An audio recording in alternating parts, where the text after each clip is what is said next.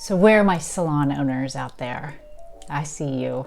I know you've got big dreams, big goals, big visions for your salon. When you became a salon owner, didn't you envision yourself with all kinds of money coming in, success, you're gonna build it big, right?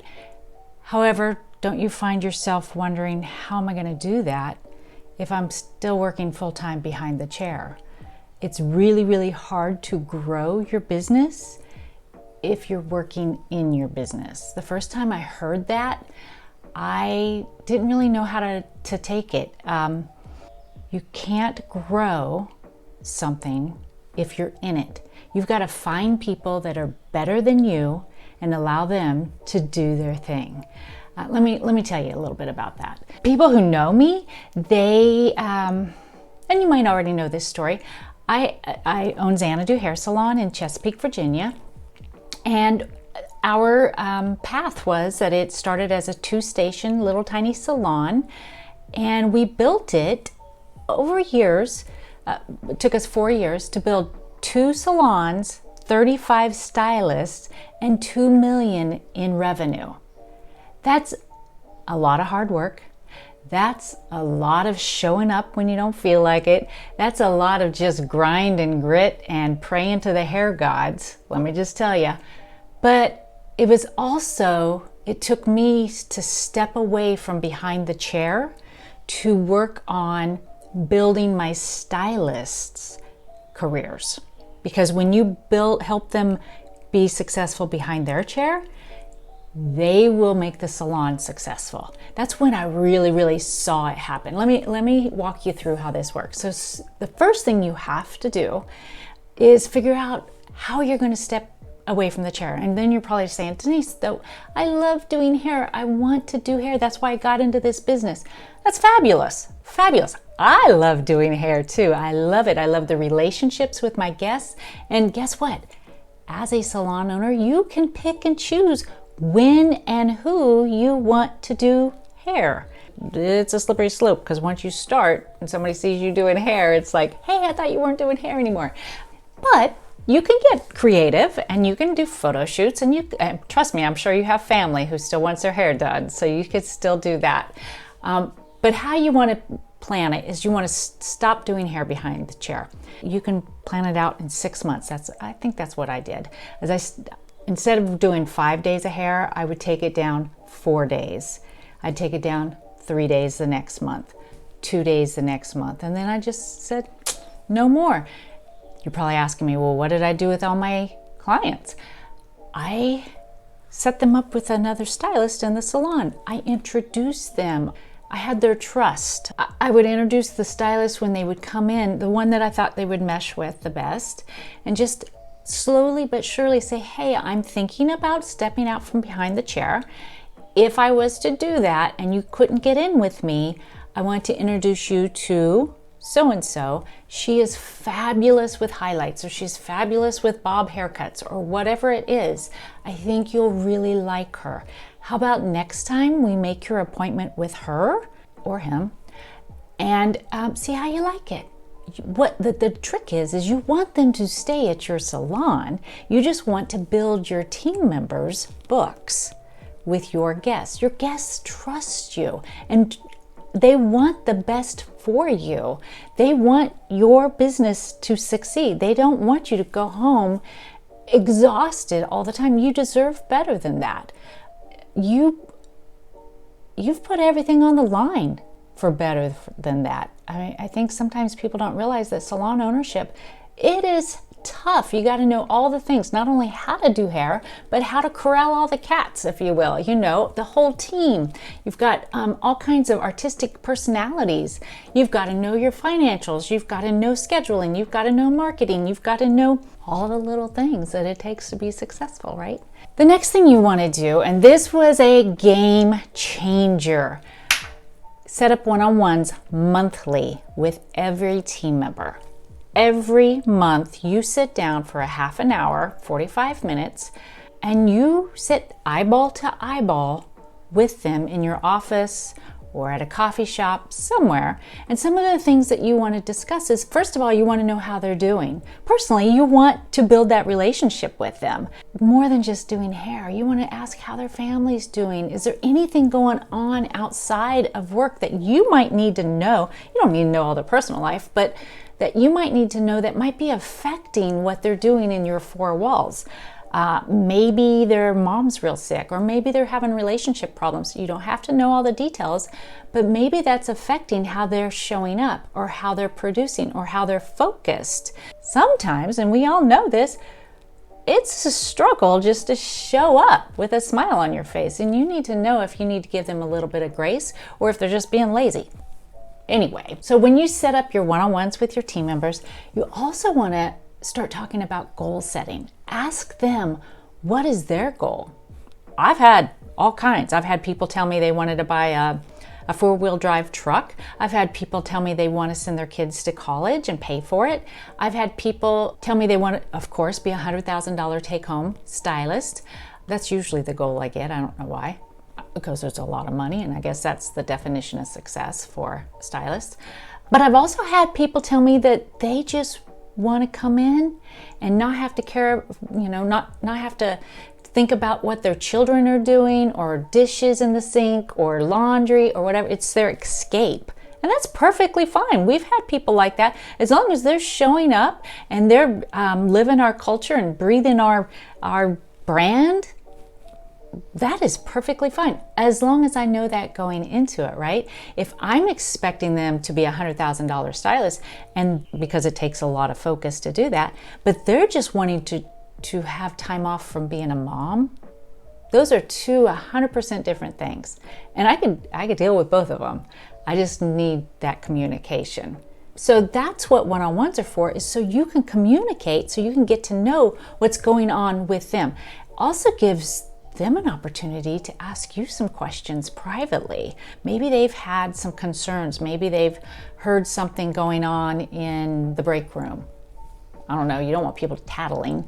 But it's their opportunity to sit with you, and it also shows that you care, because you're eyeball to eyeball with them, right? Now, your first one-on-ones kind of might feel a little bit awkward and weird, because you're like, what did we talk about? We do have a list of questions that you can actually ask them on one-on-ones. If you want that, just let me know. Just drop me a message behind and I'll get that emailed out to you. But you also want to start talking about goals and goal setting. And we're going to be doing a whole class on how do you even break down goals, because not everybody works the same hours, not everybody's on the same level, not everybody charges the same pricing, so not everybody's goals are the same. So how do you even figure that out? And I have a whole class set up that we'll be going over that. I think it's really important that everybody's on the same playing field for themselves. But you have people too who say, they're at a certain level and they want to be a $100,000 stylist. You need to know how to break down a spreadsheet. You put in the amount, like $100,000 take home, 20% tips, whatever.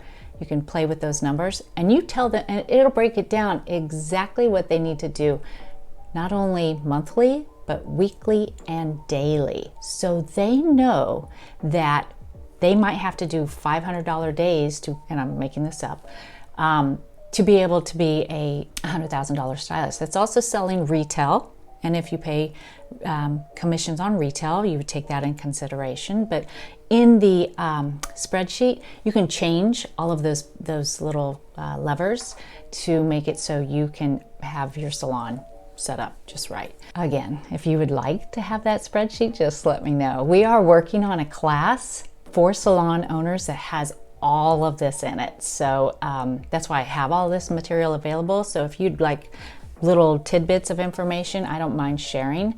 Just know that we will be having an online class just for salon owners that will help you get through all your numbers, your vision, your goal setting, how to read a spreadsheet, how to read your P&Ls, how to, why retail is so important, why culture is so important, how to corral the cats, if you will, how to set up your compensation so you're not losing money.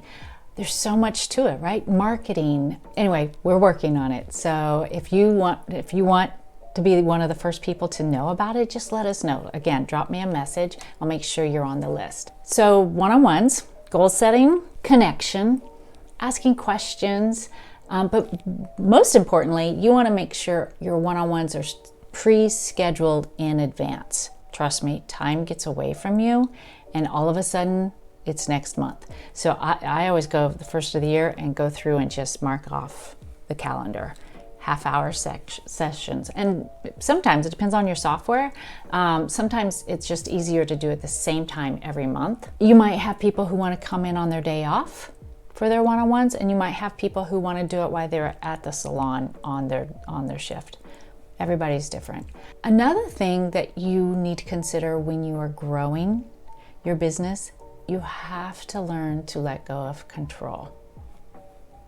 That's a hard one. It's so hard for me. If you're like me, it's like, okay, it's easier just to do it myself than it is to explain it to someone. I still do it with my kids, and they're adults. I do it with my husband. I do it with my team, and it is so hard. I don't know what it is about me. I guess I'm just a fixer. Somebody has a problem, let me fix it. And I kind of like fixing things. I like to be the one to do it. I don't think I'm a control freak, but as a salon owner, I think we all have a little bit of that in us. So we really have to learn to delegate. And what I mean by that is you got to learn how to delegate, for one, because you can't just say, okay, Sally, you're in charge of Instagram, because you're setting them up to fail. You need to spell it out exactly what the expectations are. So if Sally's in charge of Instagram, you need to let her know, here's my expectation, at least 5 posts a week, 2 reels. The goal is to bring in so many followers or likes a month, whatever it is that your goal is. And it has to be on brand.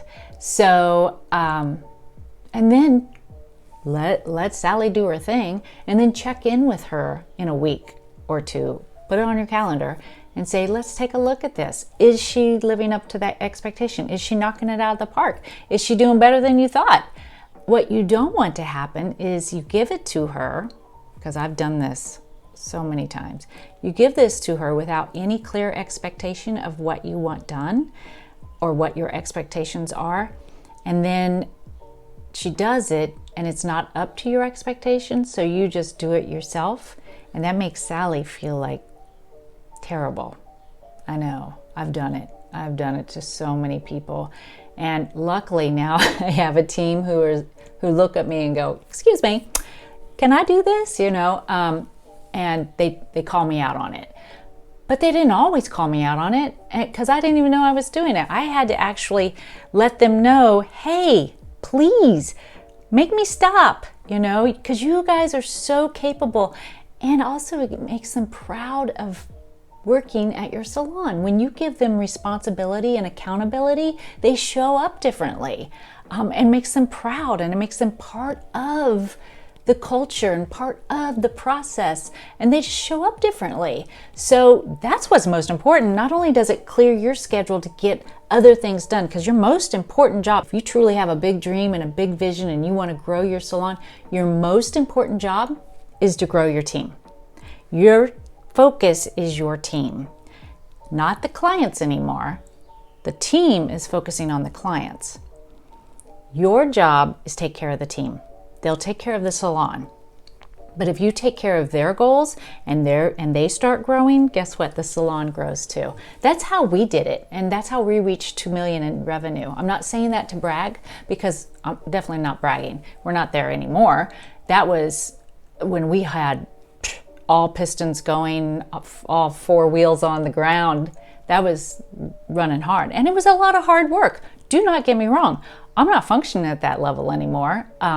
Because I moved clear across the country from my team. I sold one of my salons and we're back down to a manageable size, which suits me just fine, because I did the big thing and I found that wasn't for me. It's not always for you. If you have a big, ambitious goal, make sure it's your goal, not somebody else's goal, or not what you think you should do. Sometimes the definition of success isn't always our definition of success. So make sure you're defining it for you. And I think that just comes with age too. So let's just review. You got big dreams, big visions as a salon owner. First thing you have to do is stop working in your business and work on your business. Step away from the chair. I know, it's hard. And it feels like, how can somebody else take care of my guests as good as I can? They can't. They might. They might even be better, because trust me, my staff knocks it out of the park now. Set up one-on-ones monthly with every single team member. Talk about goals, talk about strategy, talk about what they consider success. Get to know your team members on a different level. Keep it professional. Let them see that you care about them. And then thirdly, delegate. You have to give up some control. You have to. That's the only way you can grow. Anyway, I hope these tips have helped you. If you have any questions whatsoever as a salon owner and you just need somebody to talk to, reach out. I'm here. I would love to hear from you. We are getting ready to start a mastermind group, which I'm pretty excited about, that we'll be meeting monthly, talking about all the things. I mean, as salon owners, you probably know this. It's kind of lonely at the top. It's lonely. You can't talk to your team members about what keeps you up at night. First of all, they didn't sign up for that. You shouldn't be telling them that. I mean, it's kind of like you don't discuss your money matters with your children, your home finances with your children, because it's not really their concern. Same with salon ownership. If payroll is keeping you up at night, you don't want to burden your team with your struggles. Now, I'm not saying you can't be transparent about some things. I'm not saying that at all, because I think that is that takes it to another level. It's wonderful. It's a wonderful thing. But I'm just saying that your team members want to do their job. So when you became a salon owner, your job became different. You're not a hairstylist anymore. You're a salon owner, and that's a lot. And so if you have big dreams and big vision, hopefully we can help get you there. Until next time, remember, it's not about the little things, it's all about the little things.